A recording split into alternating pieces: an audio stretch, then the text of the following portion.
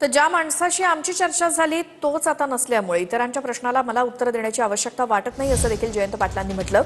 सुनील तटकरेंनी मांडलेल्या भूमिकेवर जयंत पाटलांची ही प्रतिक्रिया होती। माझ्या निवासस्थानी दादा आले होते, त्यांचा विलीनीकरणासाठी आग्रह होता। विलीनीकरण कुणाला नकोय याचा निष्कर्ष महाराष्ट्राच्या जनतेनं आणि दोन्ही बाजूच्या आमदारांनी काढावा असंही जयंत पाटील यांनी म्हटलं।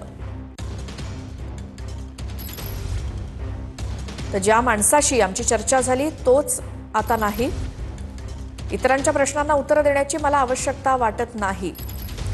दादा माझ्या घरी आले होते आणि विलीनीकरणासाठी त्यांचा आग्रह होता, मात्र विलीनीकरण कुणाला नकोय याचा निष्कर्ष महाराष्ट्राच्या जनतेनं आणि दोन्ही बाजूच्या आमदारांनी काढावा असं वक्तव्य जयंत पाटलांचं।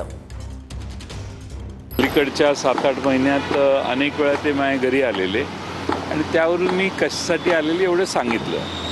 आता त्यावर मला आता भाष्य करण्याची काही इच्छाही नाही आणि आवश्यकताही नाही। आम्ही अजितदादांशी भरपूर चर्चा केलेल्या, पण त्याच्यावर जे प्रसारमाध्यमात वेगवेगळे नेते बोलत आहेत हे मला वाटतं की त्यांच्याबद्दल आदराची भावना ठेवून आम्ही न बोललेलंच बरं असं आमचं मत झालेलं। पण पक्ष म्हणून आमचं अस्तित्व आहेच, त्यामुळे पक्ष काही बंद पडलेलं नाही, पक्ष व्यवस्थित चालू आहे। ते आता महाराष्ट्रातल्या जनतेने आणि राष्ट्रवादीच्या कार्यकर्त्यांनी आणि दोन्ही बाजूच्या आमदारांनी निष्कर्ष काढायचा आहे।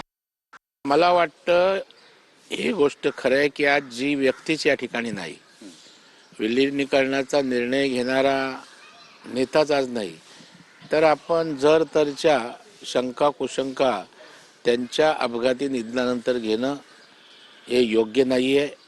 भारतीय जनता पार्टीसोबत राष्ट्रवादी आहे, पण राष्ट्रवादी घड्याळासोबत ते लोक येणार आहेत का, असे अनेक विषय गुंतागुंतीचे आहेत आणि त्याच्यामुळे त्याच्यावर सुनेत्रा वहिनी उपमुख्यमंत्री किंवा पवारसाहेब एकत्रित भाष्य करतील तेच